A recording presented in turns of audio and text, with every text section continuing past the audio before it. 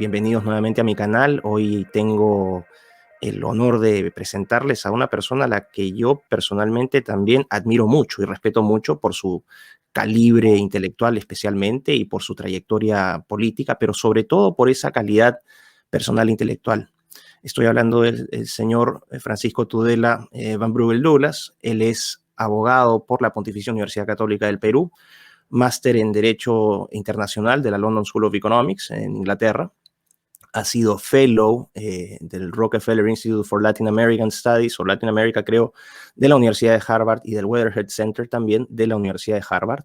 Profesor en diversas universidades en Chile, la Universidad del Desarrollo, la Finisterrae, Universidad de los Andes, Pontificia Universidad Católica de Chile, y en la parte política su trayectoria también es muy rica, siendo miembro del Congreso Constituyente Democrático, embajador del Perú ante las Naciones Unidas, ministro de Relaciones Exteriores del Perú y vicepresidente de la República. Entonces, estamos hablando con un hombre que no solamente tiene una experiencia teórica o académica, sino también una experiencia práctica de primer nivel. Sobre todo en el campo del derecho internacional, en el campo de la regulación, geopolítica y todos estos temas que hoy son de gran importancia, dado el contexto electoral, sobre todo en los Estados Unidos, y la polarización que está sufriendo el mundo en esta pugna globalista patriotista o patriota. Doctor Tudela, es un honor, por favor, si nos puede dirigir unas palabras iniciales. Bueno, muchas gracias, Miklo, por la presentación. Son todos, digamos, hechos de juventud, hace algún tiempo.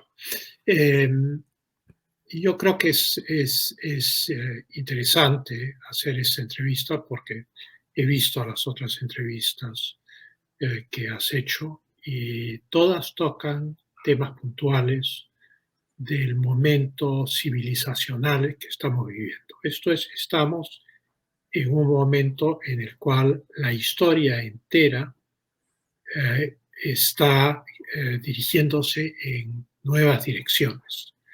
Y hay una gran batalla en el mundo entero entre lo que podríamos llamar el idealismo postmoderno, del neomarxismo, del revisionismo marxismo, del progresivismo norteamericano, que están todos influidos entre ellos, y del otro lado la tradición realista de Occidente que viene de Aristóteles hasta nuestros días, que construye un edificio lógico, realista para interpretar el mundo. Por ejemplo, en el caso aristotélico, el principio de no contradicción o principio de identidad, por el cual una cosa no puede ser y no ser al mismo tiempo. Sin embargo, estamos en una época que nos introduce en la negación del principio de identidad aristotélico. O sea, una persona, para entrar directamente a un tema bastante, digamos, intenso, una persona puede reclamarse de un sexo que no es el suyo y lograr afirmar esa sexualidad imaginaria o subjetiva ante los registros públicos. Y entonces esto es preferir la subjetividad, una larga tradición que no solo es de la filosofía posmoderna y del estructuralismo, sino que se remonta al subjetivismo de Ockham y finalmente a los sofistas que enfrentaba Sócrates, y que no es otra cosa que aceptar que una cosa puede ser y no ser al mismo tiempo.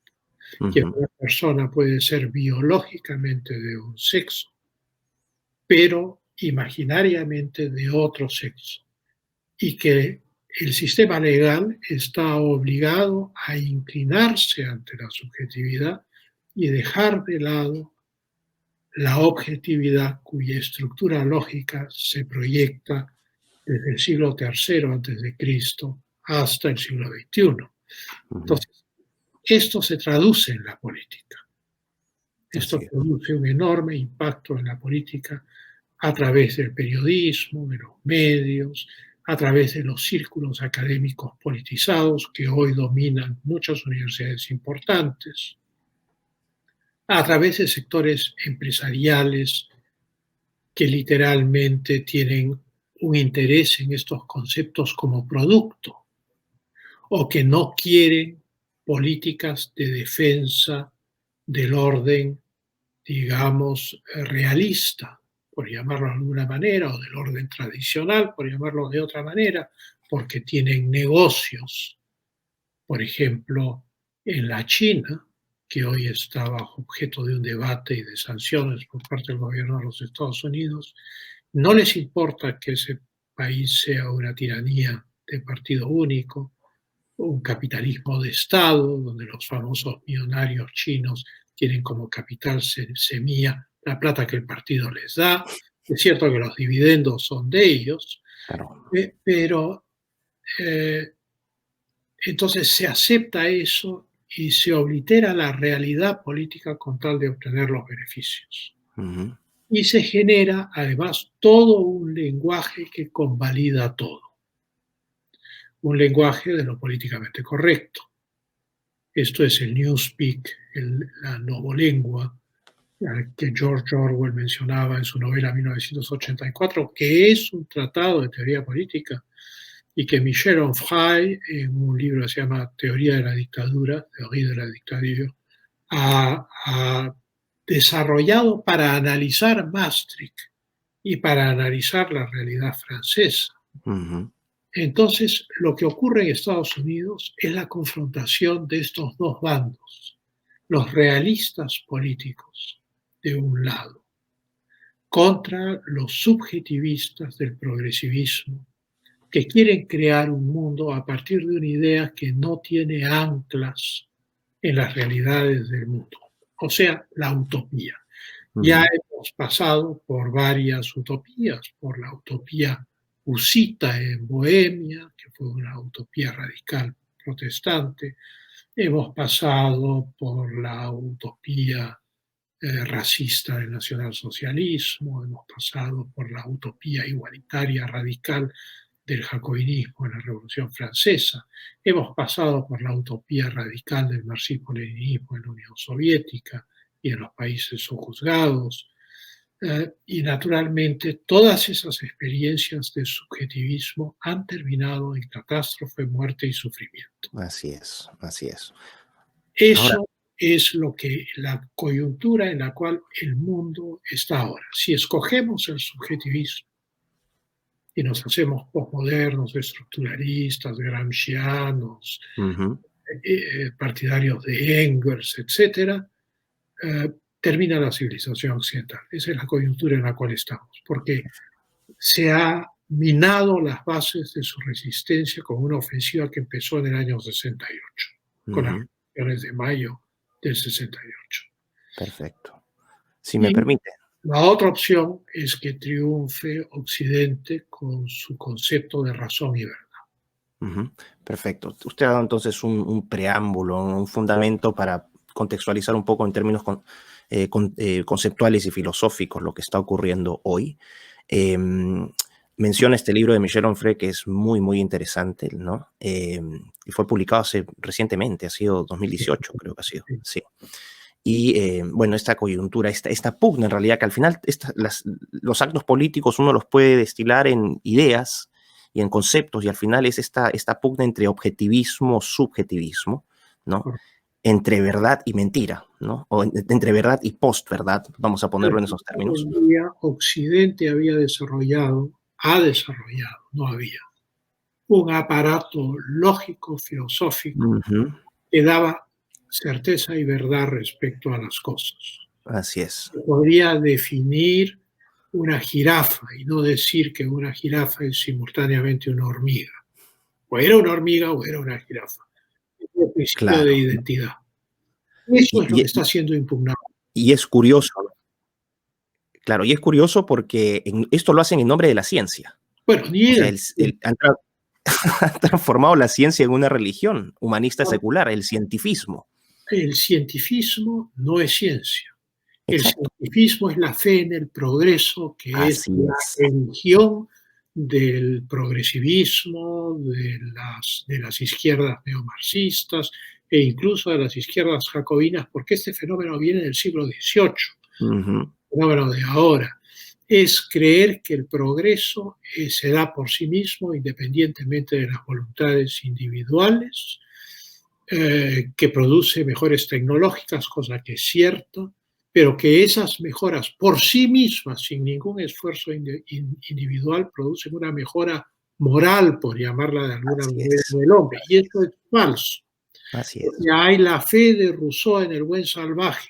El siglo XX, con Auschwitz, Belsen-Belsen, Treblinka, con el Gulag soviético, con los campos de exterminio en Camboya, con las ejecuciones de Guevara y de Castro en Cuba, con la enorme crueldad de la revolución etíope de Mengistu, que produce literalmente un genocidio, ha demostrado la absoluta falacia y Claro, mentira del concepto del buen salvaje. claro. Yo, yo no necesito que un iroqués, como en el caso de Voltaire, un buen salvaje, como en el caso de Rousseau, o un persa, como en el caso de Montesquieu, me diga cuál es la realidad. La realidad es la que un hombre, fruto de su civilización, con todo lo que su civilización ha acumulado, puede descifrar del mundo. Ujú. Así es. Esa pugna entre, podríamos plantearla entre Hobbes, ¿no? Entre este hombre en estado natural y este Bon Sauvage de Rousseau, la ganó claramente Hobbes. Es más, la ciencia ha validado la posición hobbesiana. O sea, Bueno, la posición jodeciana es, digamos, tiene el elemento válido, que es que la razón de la vida social es la paz. ujú. Tiene una dramatización, Ah, esto no, es por supuesto. que la vida antes del contrato social que genera Leviatán era corta y brutal, Ujú. cruel, Nasty, short, brutish. nasty, short, brutal.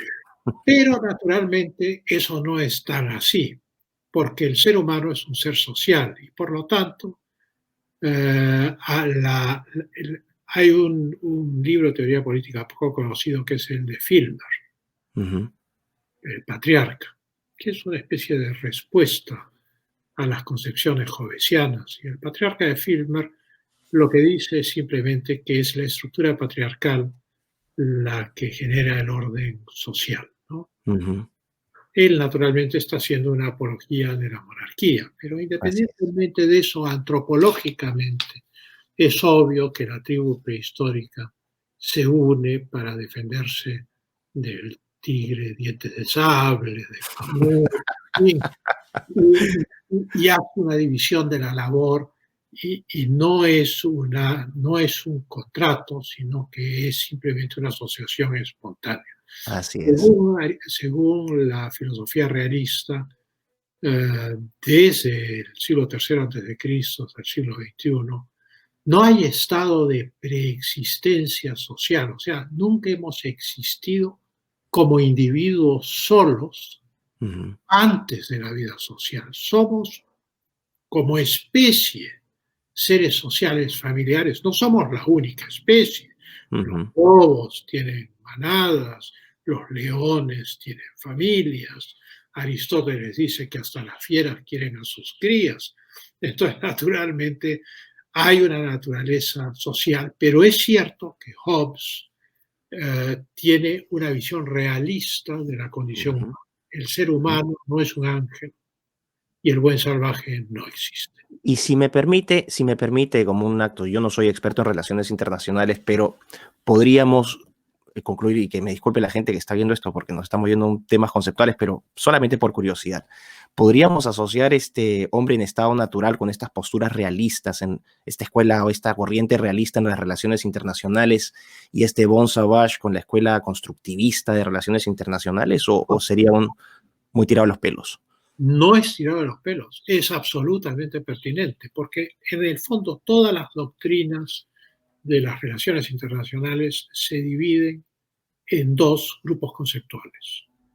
O son descriptivas y por lo tanto realistas, o sea, yo digo, estos son los hechos, Ujú, y una vez que tengan los hechos y describa yo las cosas como son, las realidades de los equilibrios de poder, las realidades de las pugnas entre estados, entonces ahí voy a tomar mis decisiones. La ujú, otra escuela es la normativa. claro. La normativa es la idealista. Esto es, yo no hago un análisis de los hechos por los hechos en sí mismos, sino que le hago decir a los hechos Ujú. aquello que yo quiero para el futuro. O O sea, sea, lo que debería ser. los hechos a un deber ser. Y Ujú, entonces el análisis en las relaciones internacionales normativo siempre está viciado porque está en función de un objetivo ideológico y muchas veces utópico. Vamos al caso concreto nuevamente, la invasión de Irak el 2003. Claro que Saddam Hussein era un monstruo. Claro que la soberanía tiene los límites de la moral, o sea, un tirano cruel no tiene derecho a escudarse detrás de la soberanía. ujú, Pero por el otro lado, el experimento social que se quiso hacer en Irak, el crear una democracia para la cual una sociedad tribal no individualista, en la cual una familia está compuesta de un padre de familia y 4 mujeres y 16 hijos. ujú, Y los hermanos de cada uno, los 15 hermanos restantes de ese padre, cada uno tiene 4 mujeres y 16 hijos. Y todo ese conjunto constituye parte de una tribu. Entonces, ujú, pensar que el sistema democrático individualista americano constitucional podía ser trasladado tal cual, era un acto normativista, era ujú, wishful thinking, ujú, era no pensar con el cerebro, era no pensar con el intelecto, era claro. pensar con el deseo. Y fracasó estrepitosamente. ISIS invadió todo el norte de Irak, el Kurdistán, al cual en un momento dado se le dio esperanza de una independencia que ya no se le da, mantiene cierta autonomía sobre una zona petrolera muy rica. El sur es chiita y está más cerca de Irán y tiene la ayuda de Irán. Se destruyó el país. Ujú, Nunca ese país va a estructurarse nuevamente como existía antes. ujú, Como existía antes tampoco es que fuese muy real, porque había sido fruto de los recortes de la Conferencia de París, de los mm, acuerdos de Sèvres, de los acuerdos de Versalles, en fin, de claro. que fabricaron estos países Ujú. en Bueno, las 1919, co ¿no? Eso es el idealismo. ujú, perfecto. El Ahora, realismo no, hubiera sido probablemente derrocar a Saddam Hussein por medios militares si es que representaba un peligro real y sustituirlo por alguna fórmula que fuese compatible con las formas locales. ujú, Es muy interesante ver, por ejemplo, el sistema de gobierno del Imperio Español o el sistema de gobierno del Imperio Romano, en el cual lo que hacen es cooptar a los pueblos que incorporan al imperio, replican sus instituciones, los romanos y los españoles, pero respetan la estructura social existente. ujú, ujú, ¿Entienden? Entonces, ese respeto a la historia, esa comprensión de que la historia no es simplemente algo que está escrito en un libro, sino que es claro. el proceso por el cual se ha creado un pueblo, O fue sea, el único punto que se le escapó a Bush Jr. ujú, en su conquista de Irak y o que sea, hizo pasar todo el proyecto. George Santayana ha sido ignorado completamente. Totalmente. No, Power of Dominations. sí, Simplemente no ha sido leído. Probablemente sea un autor poco recontado en nuestra época. claro, claro. ¿no? Perfecto. Ahora, con lo que usted nos ha dado, podemos entonces entrar en una materia, ya tenemos esta idea, ¿no? De una corriente realista y una corriente constructivista. Podríamos decir, Normativista, moralista y claro, perfecto.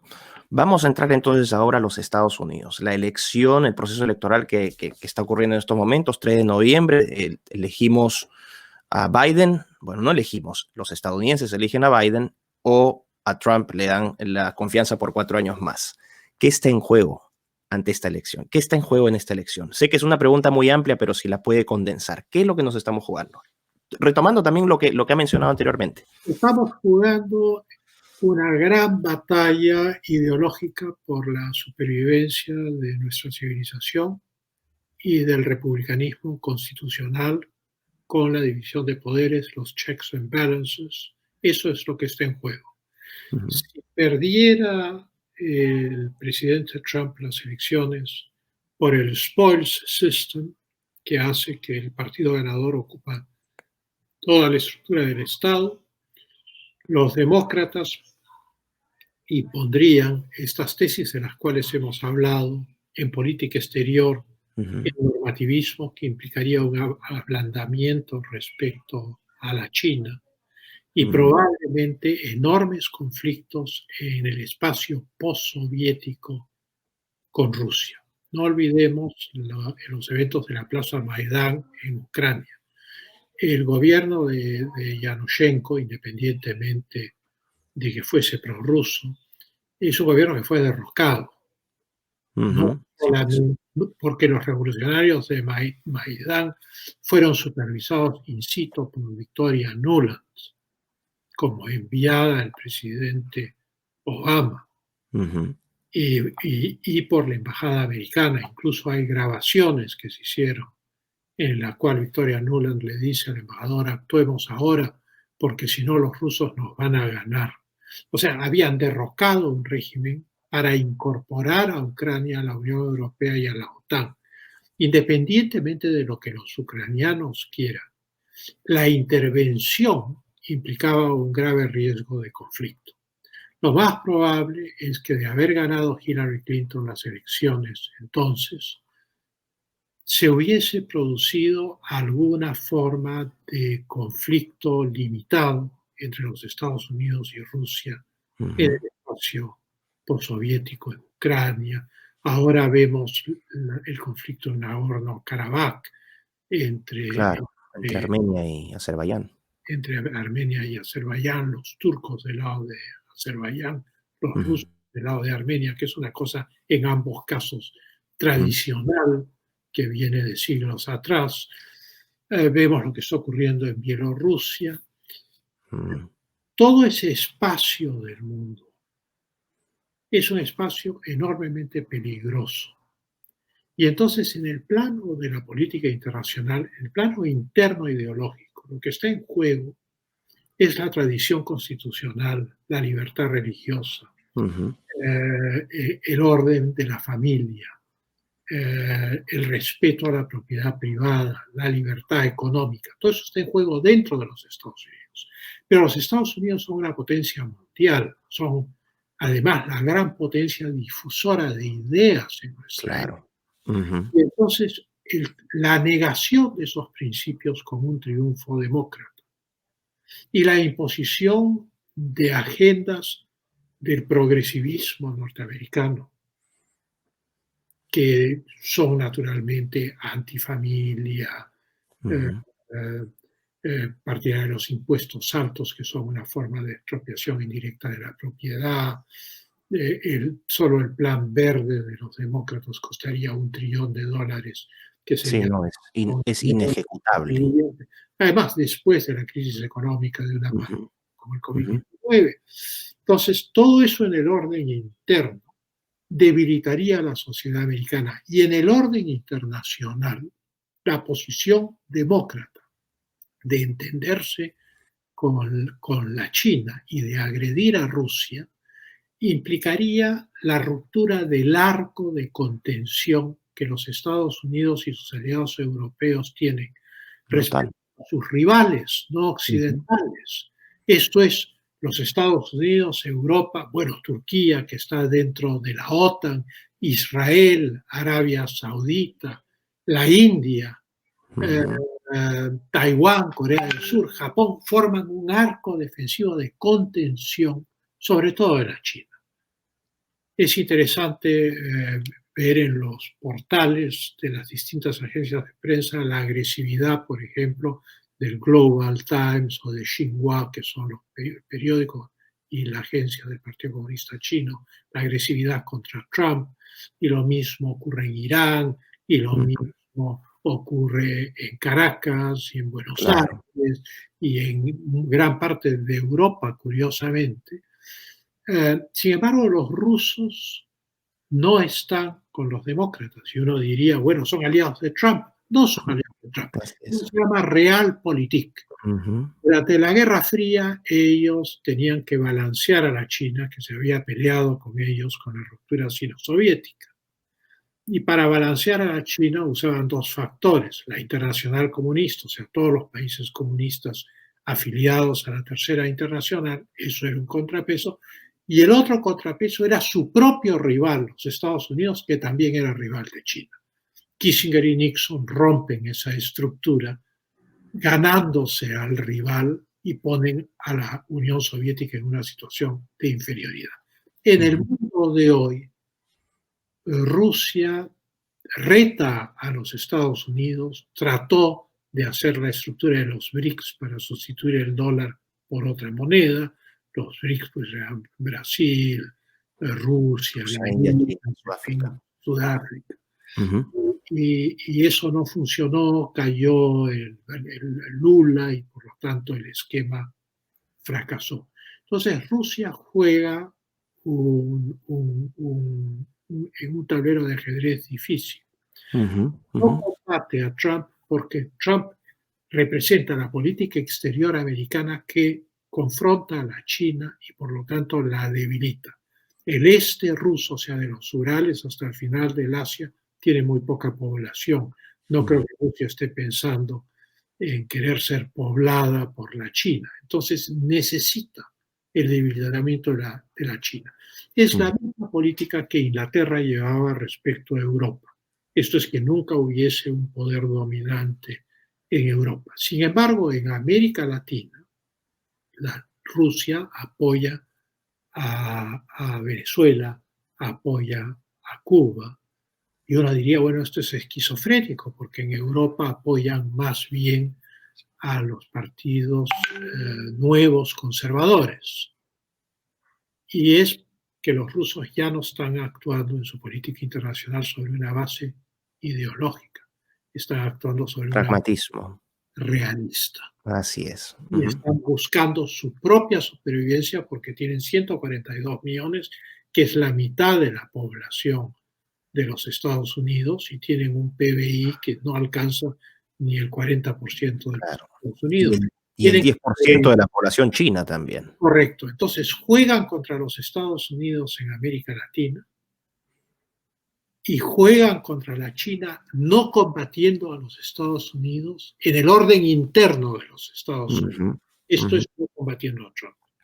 Pero si los demócratas ganan, van a ir a la confrontación con Rusia, frontal, porque Ujú. Rusia ha desarrollado un sistema político en el cual es una república, pero que tiene elementos tradicionales heredados del zarismo, concretamente la confluencia con la Iglesia Ortodoxa rusa, una especie de cogobierno de Ujú. Rusia, en el Ujú. cual ya no hay ideología, sino que la ortodoxia, el cristianismo ortodoxo ha reemplazado la ideología. Y entonces Rusia no está en una posición ideológica. La victoria demócrata en Estados Unidos implicaría una guerra ideológica contra los principios conservadores dentro de Rusia, pero Claro. al mismo tiempo implicaría para América Latina el apoyo por parte de los Estados Unidos de esas mismas izquierdas que Rusia está apoyando ahora. O sea, compounds the peril, Ujú. duplica el peligro, le pone, Lo potencia. lo potencia al Ujú. cuadrado. Ujú. Entonces, sería una catástrofe para América Latina la victoria demócrata. claro. Ahora, ¿qué? Y sería una catástrofe para el mundo porque la hegemonía china solo puede ser detenida de la manera como está siendo combatida. Esto es conformando a la China a las reglas que la China dijo haber aceptado de la Organización Mundial de Comercio, pero que en el fondo nunca aceptó y Exacto. se dedicó a hacer trampa con la propiedad intelectual, con la absorción de toda la tecnología de Occidente, cosa en la cual evidentemente la naturaleza humana es la naturaleza humana, pues la codicia de los Estados Ujú. Unidos y de Occidente jugaron lamentablemente un rol poco previsor del futuro, ¿no? Perfecto. Ujú. Bueno, entonces vemos que lo que se juega en Estados Unidos irradia directamente, o sea, tiene ondas En todo expansivas el en mundo, todo el mundo, en todo el mundo. a un nivel al nivel máximo de las máximas potencias, ¿no? El rol que juega China en este caso, el realpolitik de Putin o de Rusia, ¿no? Equilibrando entonces las diferentes amenazas, este círculo este cerco de contención que usted habla en Asia, el caso de China, ¿no? Con India, que ha sido un enemigo histórico de la China, el caso de Y Corea es del Sur, Japón, importante ¿no? porque India siempre fue aliado de Rusia Así es. y Ujú, Persia también, lo que hoy es Irán. claro, Desde el siglo XVII tenían embajador en Moscú. ujú, Pero ahora los Estados Unidos quieren unirse a esa alianza con la India. Y claro, entonces, en ese espacio del mundo se da un fenómeno muy interesante, que es que la India es aliada de Rusia y de los Estados Unidos, sí, lo que muestra que la política internacional es descriptiva, no se basa en es consideraciones realismo puro. Ujú, realismo. ¿Por ujú, qué? Porque la China tiene una estrategia basada en Mahan, el teórico del poder naval americano de principios del siglo XX, por el cual desarrolla una teoría que se llama la del collar de perlas, del almirantazgo chino. Y esto es crear un mar interior dentro del mar del sur de la China y del mar del Japón y irlo extendiendo hacia el Índico. ujú, La China invierte mucho en una gran flota y la India, consciente de esto, ha comenzado a construir una gran marina también. claro, Porque evidentemente la idea es que la influencia china no trasvase al Índico, claro. Ahora, si me no permite. rompa los equilibrios de los países del Océano Índico. Si me permite, podríamos entonces, ya que vamos a tocar el caso de China, China, bueno, Xi Jinping asume el poder, si mal no recuerdo, 2013. En 2013 él también inicia esta etapa que es curioso, ¿no? Si uno estudia un poco la historia de China, China siempre ha sido un país o un imperio que miraba hacia adentro. Hacia adentro. Y esta es un periodo donde Xi Jinping realmente tiene aspiraciones imperiales, o por lo menos un expansionismo nunca antes visto en toda la historia china. Y creo que el caso más concreto es esta Belt and Road Initiative, ¿no? La nueva ruta de seda que está tratando de establecer este trabajo diplomático en el cual ha convocado a 70 países, principalmente de la región, caso de Indonesia. Usted decía la India, bueno, Sri Lanka, tienen comprada Sri Lanka, en el África, donde tienen una enorme participación corporativa. ¿Qué significa Bueno, esta expansión de China? A ver, no, implica, ¿qué hay varios elementos. El primero de ujú, ellos es que la China siempre fue introvertida con unas dinastías que eran manchús exacto. y cuyo origen era diferente al de la población de la China. Siempre hubo cierto expansionismo hacia Vietnam, por ejemplo, y una Ujú, rivalidad con Vietnam, ¿no? O Corea. Pero cuando se produce la revolución del Kuomintang en 1911 y China deviene en una república con Sun Yat-sen, se empieza a desarrollar un nacionalismo Han. La raza Han es la raza mayoritaria de la China, el 92%. En la China hay 48 nacionalidades. claro. 92% son Han, 8% las otras 47. Y entonces, este nacionalismo reivindicativo de los Han está basado en un enorme rencor contra el mundo occidental y las potencias occidentales, incluyendo a los Estados Unidos. Claro, pero si me permite cortito, ahí habría también que hacer alguna salvedad, la importancia, por ejemplo, de las 2 guerras del opio. Eso sí generó un resentimiento Clave, profundo. clave, las guerras del opio, la rebelión de los Taeping, en el cual Ujú, los exactamente. pidieron ayuda a Occidente para aplastar a los Taeping, la revolución de los Boxers en 1900, Ujú, en la cual una fuerza multinacional dirigida por un general alemán, el general von Waldersee, toma Pekín, en fin, la biblioteca del Palacio Imperial de China está en la Biblioteca Nacional de París, se generan las concesiones internacionales en Shanghái, tienen que ceder Hong Kong a Inglaterra, todo este proceso de intervención occidental representó una gigantesca humillación. así es. Ujú, Y entonces el Kuomintang, que hoy gobierna Taiwán, tenía una reivindicación antioccidental y antiimperialista muy fuerte. Cuando los comunistas toman el poder, continúan con esta política. O sea, el comunismo, que supuestamente es internacionalista, es nacionalista tanto en la Unión Soviética como en China. Y en China sigue con esta promoción de lo que ahora sería el socialismo, el marxismo, leninismo, pensamiento Mao Zedong, Han, en la China. Cuando en 2013 ujú, ujú. el Partido Comunista elige a Xi Jinping, porque hay que aclarar que solo el Partido Comunista vota en la China, una Claro. minoría en Ujú, relación a la población, eliminan un miembro del Politburó, eran 7, lo dejan en 6 para que sea más cerrado el control del poder. Y entre esos 6 eligen a uno que con los cambios constitucionales en realidad es vitalicio, que es Xi Jinping. Xi Jinping es hijo de un jerarca cercanísimo a Mao y que estuvo con Mao desde la larga marcha hasta el final. O sea, no es ajeno, es un príncipe del comunismo chino, Xi Jinping. ujú, ujú. Y de alguna manera ellos han remedado el imperio en el cual el Politburó son los grandes duques, Xi Jinping es el emperador y el Partido Comunista es el mandarinato, pero Claro. sin los valores ni la ética del taoísmo y del confucianismo. Simplemente esto es puro comunismo, con una visión utilitaria de que para que la China sea hegemónica en el mundo, requieren competir en el plano económico y entonces generan este gigantesco capitalismo de Estado. Ujú.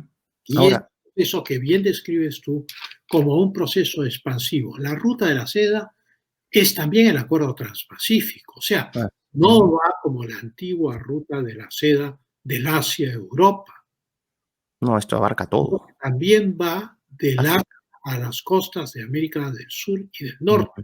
Por eso ujú. es que el presidente Trump rechaza el acuerdo transpacífico, porque las consecuencias de una China que está violando las reglas de la Organización Mundial de Comercio, pero al mismo tiempo que tiene acceso directo a los mercados norteamericanos a través del acuerdo transpacífico y que va a inundar a los Estados Unidos con inversiones y con mercaderías probablemente subsidiadas y con ciertas formas de dumping, implicaría la destrucción de la economía Claro. local americana. Entonces, la política del presidente Trump ha sido esencialmente no una política proteccionista, Exacto. porque las políticas proteccionistas tienen aranceles generales, no hay aranceles generales, ningún país de América Latina sufre aranceles nuevos americanos, ni ningún país de Europa ni del África, son exclusivamente para la China, para Exacto. Canadá y para México hasta que firmaron el nuevo acuerdo de libre comercio. Ujú. Y entonces son armas de política económica. Ahora, me interesa mucho el caso de China por toda la importancia, por la importancia enorme que tiene geopolíticamente hablando. Si uno estudia también ¿no? La cúpula del Partido Comunista, este conjunto, este consejo de 6 miembros, uno ve también en sus perfiles que la mayoría, si no todos, son ingenieros. y esa mentalidad también influye en la forma cómo China concibe este progreso, esta idea de progreso. Entonces es una idea de progreso similar al progresismo occidental, una idea de progreso utilitarista, materialista, ¿no? De supremacía tecnológica, y es, creo, primera vez en la historia en la cual China no solamente compite, sino que en muchos casos supera, al caso de Europa lo supera ampliamente, o sea, ya está compitiendo con los Estados Unidos en tecnologías esenciales como por ejemplo la inteligencia artificial. Correcto. Entonces, eso también cambia radicalmente cómo China se presenta hacia el mundo, porque se presenta con una confianza mucho mayor, porque sabe que esta vez tiene músculo económico, músculo financiero y músculo tecnológico. ¿Cómo ve usted qué rol cree usted que va a jugar la tecnología en las relaciones internacionales? Bueno, ese ya está jugando un rol esencial. La elección americana es una elección mundial debido a Mm, la tecnología, debido a las redes, las opiniones, el mundo de las ideas pues, combate a través de la tecnología de las redes y combatirá a través de la tecnología del 5G. Pero hay más que eso. Esa mentalidad, el que sean ingenieros no es el problema. El problema es que sean comunistas e ingenieros. Que no se ofendan los ingenieros que nos están escuchando, Por por favor. eso digo, por eso. Pero no es que sean ingenieros, el problema es que sean comunistas. Es, Ujú, son personas dotadas de un materialismo ateo radical. ujú. Y ese materialismo ateo radical además impugna la visión, no voy a decir de los derechos humanos como los manejan utópicamente los progresivistas. Digo progresivistas porque ese es el nombre Exacto, norteamericano progresistas o de, progresistas. Ujú, de esa tendencia. Se llaman a sí mismos como individuos progresistas, pero la tendencia se llama el progresivismo, ujú, sino a la concepción de la persona humana que el cristianismo aporta a Occidente, lo que lleva a suprimir el círculo romano y que los leones se coman a la gente, en fin, eso termina porque el cristianismo introduce una visión de la persona humana, ujú. en el sentido de comprender que es el prójimo, que es como uno, que sufre como uno, que Claro, la empatía. quiere lo que uno quiere, ¿no? Ujú, Y entonces el comunismo elimina esa empatía y eso es por eso los campos de exterminio, por eso el comunismo soviético mata millones de personas. Cuando se debate el tema, cuando cae la Unión Soviética, yo recuerdo que Gorbachev admitió, todavía siendo presidente de la Unión Soviética, admitió que habían matado a 30 millones de personas. Inmediatamente Solzhenitsyn saltó, por decirlo de alguna manera, y dijo, eso es mentira, han matado a 60 millones de personas. Digamos, para que no saquemos la media, 45 millones de personas. así sean 30. Los chinos han matado 60 millones, los camboyanos han Ujú, matado 3 millones. Entonces, ¿por qué mataba? Mataba primero porque para ellos el ser humano era un compuesto químico, ujú. desprovisto de espíritu, al cual Así le es. podían dar una bala en la nuca y resolvían un problema. En segundo lugar, porque hacían ingeniería social. A eso quiero llegar. Ujú. Esto es con la idea de la tabla rasa, que también es Son desarrollada por la psicología occidental con Skinner. La ujú, idea es que el hombre cuando nace es una tabla rasa y que si yo lo educo no hay ningún factor hereditario que influya en la formación de un hombre nuevo. Por eso la eliminación física de clases enteras de personas en estos países, claro. para implementar una ingeniería social para crear el hombre nuevo comunista. Nuevamente la ciencia les da la contra. Resulta que la genética que había estado en el freezer durante la Guerra Fría, porque nadie quería ser acusado de nazi, sale del freezer después de la caída de la Unión Soviética, Así es. hace enormes progresos y se descubre que hay una serie de condicionantes biológicos que heredamos y que nos hacen distintos unos de otros en nuestros talentos, en nuestras deficiencias, en nuestra inteligencia, en nuestro temperamento e inclusive en nuestra psicología. Así es. Y entonces la negación de esta realidad, que intuitivamente fue siempre conocida por la humanidad, si no me equivoco, en el Deuteronomio, en la Biblia, eh, se dice el alma está en la sangre.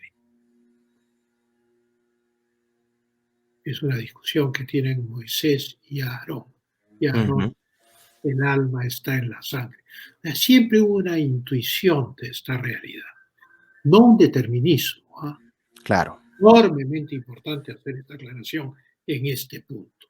Ujú. Ahora, hay, No hay, hay cosas. pero como individuos heredamos lo de nuestros padres. Ujú, Heredamos, a ver, según Mendel, heredamos siempre saltando una generación. O sea, probablemente tú y yo hemos heredado más de nuestros abuelos que de nuestros padres. Y así nuestros es. abuelos han heredado más de sus tatarabuelos que de sus padres. Hay una Claro. progresión estudiada Los genes se expresan también intergeneracionalmente, o sea, internacionalmente. así es. Es muy Entonces, interesante. No, diga, adelante, termine. la ingeniería social requiere una mente científica, o sea, una mente numérica Ujú, desprovista de cualquier consideración moral, así es. por la cual, y de cualquier emoción humana, por la cual yo puedo mandar a la muerte.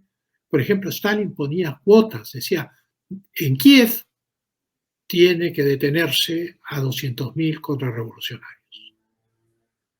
Entonces la policía política, la NKVD en esa época, recibía la orden. Ahora, ¿de dónde sacaba esos 250.000? Pues si no lo sabía, los inventaba. Exacto. Iban al Ujú, lugar y morían. ujú, Yo tuve una cena con el primer ministro de la China, Li Pen, hace muchos años, y tocando el tema de las tradiciones de la China, las tradiciones culturales y espirituales de la China, simplemente se rió y me dijo, that's superstition, todo eso es superstición, que es la clásica visión marxista, o sea, es el ujú, opio del pueblo, ¿no? ujú. Ahora el opio del pueblo es la religión del progreso Así es. y el cientifismo. Así es. Mire, interesante lo que me plantea y con esto vamos a ir ya dándole un poco el cierre con los últimos comentarios que usted plantea. En base a lo que usted ha expresado, hay tremendas y, vamos a decir, terribles similitudes en la forma de concebir el mundo que tiene el comunismo chino con el progresismo. Si usted se pone a pensar, ambos aman la ingeniería social, ambos son ateos, ambos tienen una visión utilitarista y materialista de progreso, ambos reducen al ser humano a un objeto, unos en nombre del progreso tecnológico, los otros en nombre del derecho, ¿no? Pero al final lo que están haciendo es con estas desconstrucciones, con esta agenda progresista del medio ambiente, el género, la LGTB, el aborto, etcétera, lo que están haciendo es reducir al ser humano, pasarlo de sujeto de derecho a objeto de experimentación. Entonces, hay, Objeto de experimentación y objeto de dominación. y de dominación, El claro, nuevo lenguaje y la political correctness, la corrección política, tiene como finalidad intimidar, así es. hacer que la Ujú, gente se calle, tengan miedo de decir lo que piensan y repitan como unos papagayos lo que deben decir. ujú, Y si no dicen lo que deben decir, ocurre lo que está ocurriendo en los Estados Unidos. They claro, cancel you, te cancelan. Esto es, claro. te eliminan de la vida académica, te eliminan de la vida periodística, te eliminan de la vida. Ujú. Se Y eso convierte quizás, en los proles de Orwell. ujú, y eso quizás también ponga un poco en perspectiva lo que está en juego, porque no quiero sonar alarmista, no sé, usted me corregirá si piensa que exagero, pero yo temo que un triunfo demócrata sea finalmente una especie de totalitarismo chino con fachada democrática, ¿no? Una especie de comunismo inicialmente soft que posteriormente va a ir ganando un poco más de, o sea, va a ir mostrando gradualmente su verdadero rostro. Esto, ¿piensa que estoy exagerando con esto? Porque ese es mi gran No, temor. pienso que hay que, digamos, el término socialdemócrata que tuvo durante la Guerra Fría una connotación positiva, en realidad tiene una connotación muy negativa, porque los Ujú, socialdemócratas son comunistas, no lo niegan, está en Kautsky. Y lo que buscan es llegar al comunismo a través de la conquista democrática, persuadiendo ujú, a la gente. Ahora han descubierto que no tienen que persuadir a la gente, sino que lo que tienen que hacer es fabricar la opinión e imponerla ujú. a través de estos sistemas de sociedades de pensamiento que son las ONGs, de salas de redacción de medios, lo que en Estados Unidos se llama la catedral.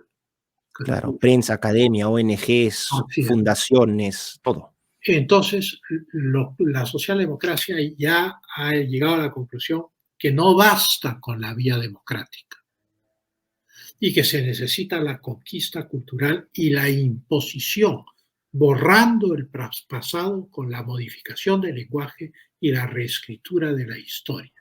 Ujú, O sea, el concepto nuclear es una fusión del marxismo con el psicoanálisis, dentro de una visión utópica, estructuralista, postmoderna. ujú. El sistema es la deconstrucción. Yo leo los libros de todos estos académicos. Todos esos libros son sobre la opresión, la corrupción. Sí, Lo exactamente. que se trata es demostrar que en el pasado no hay nada grandioso, no hay nada que admirar, no hay héroes, no hay santos, no hay catedrales góticas magníficas, no hay el barroco, no hay el neoclasicismo, Ujú, no hay la gran literatura. Todo eso es nada, todo eso se borra y se ujú. reescribe la historia diciendo, a partir de acá somos morales y buenos porque creemos en el en el buen salvaje de Rousseau, Ujú, pero antes de nosotros la humanidad estuvo poblada de monstruos durante 1.000.000 claro. de años. Ujú, Esa visión es una visión monstruosa de la historia humana, monstruosa de la historia humana y de los seres humanos de enorme valor en todas las civilizaciones así es. que que han planteado eh, doctrinas morales, eh, filosofías que han contribuido a la convivencia social. En el caso de Cristo, la liberación de la persona humana a través del concepto del prójimo, la eliminación de los sacrificios humanos, es una de las grandes contribuciones del cristianismo que siempre es pasada por alto. Ujú. Eh, Confucio, la idea del respeto de los antepasados, Las jerarquías, exactamente. la cohesión social, Ujú. eh, en fin, Buda con su idea de las causas del sufrimiento humano y cómo deben ser combatidas, es lo que Karl Jaspers llamaba el tiempo axial de la humanidad. Pero eso da nacimiento a grandes civilizaciones que Ujú. intentan, no solo en el campo material, sino en el campo artístico, El el estético, campo de la exactamente. imaginación moral, Así es. inventan un universo. Ese Claro, universo quiere ser destruido por estos extremistas. claro, pero es que justamente esta herencia estética, artística, refuta brutalmente, totalmente esta idea de que el ser humano es solamente un ser que se basa en necesidades materiales. Así Es es. la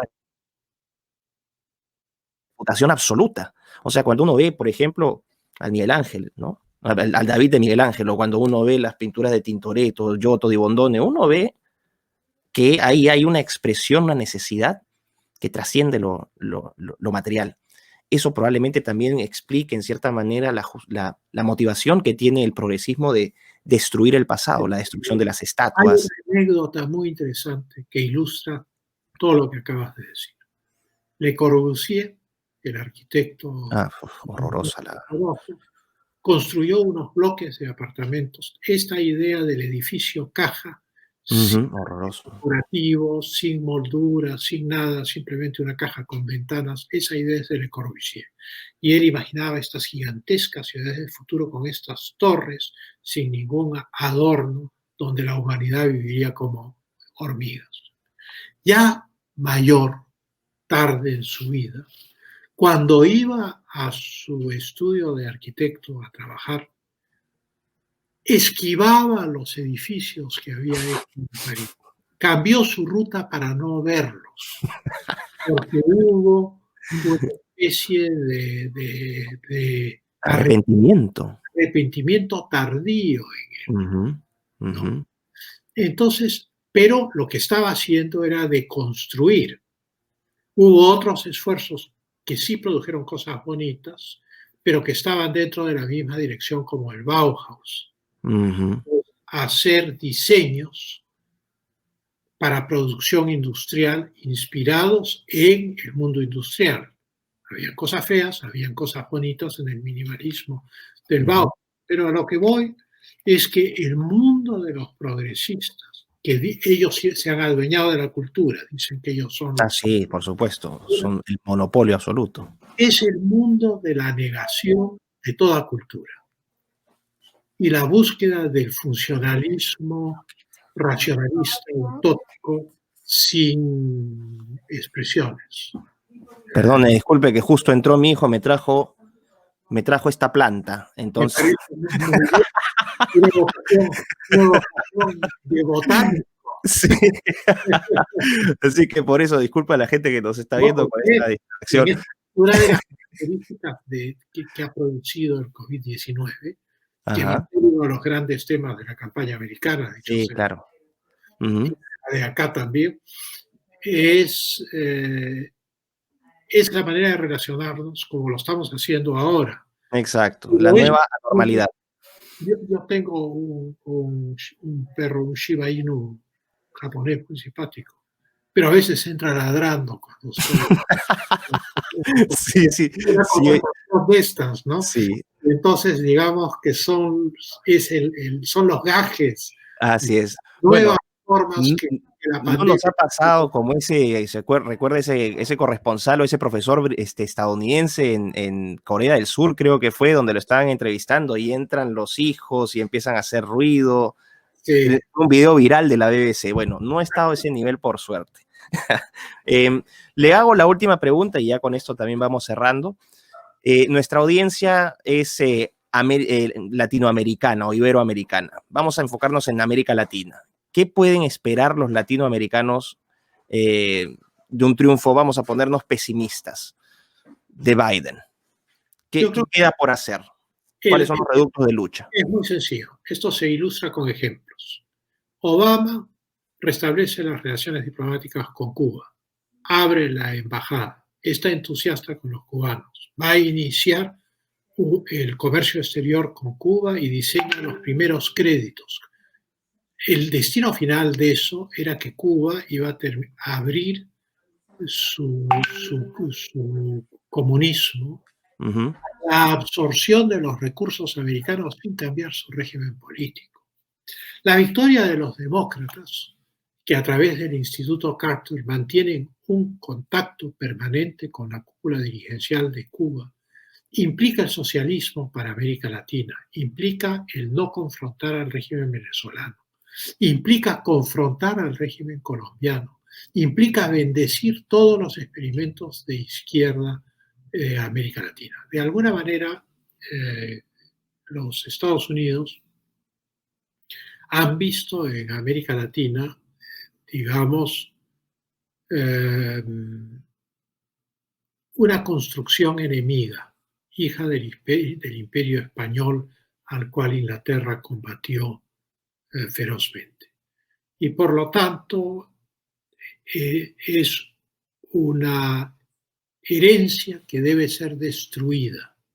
La herencia hispana en América Latina, objetivamente, en el Departamento de Estado, en las universidades americanas, lo sé porque he sido fellow, he sido visiting scholar en Harvard, en Georgetown, en fin, es consciente el esfuerzo de destrucción de esa esfera hispana de la cultura latinoamericana y tratar de exorcizar sus culpas respecto al exterminio del mundo indígena en los Estados Unidos, convalidando el indigenismo latinoamericano.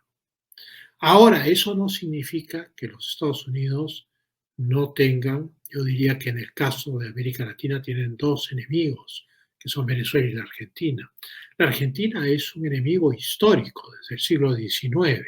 Siempre tuvo una mala relación con los Estados Unidos y los Estados Unidos una mala relación con la Argentina por razones económicas, porque competían en los mercados de la carne y el grano en una época, digamos, pretecnológica. Pero además la Argentina, siempre haciendo gala de una posición europeísta, siempre mantuvo una posición antagónica con los Estados Unidos, que no es el caso del Brasil. Y ahora tiene a Venezuela. Esto representa además un peligro geopolítico en la costa del Atlántico de América del Sur. Son dos países poderosos, Venezuela y Argentina, por más que se muera de hambre el pueblo venezolano. Quien tiene los recursos es la dirigencia venezolana. Y es el mismo caso en Argentina. Y entonces la victoria demócrata significa la bendición de los Evo Morales, de los Fernández, de los Kirchner, de los más agenda LGTB, más progresismo, más medioambientalismo. Y luego la financiación de las ONGs radicales. Acá en el Perú, las ONGs radicales han sido financiadas por los Estados Unidos. Sí, abiertamente. Ha estado en el portal de la Agencia de los Estados Unidos para el Desarrollo, reciben los fondos del Endowment for Democracy.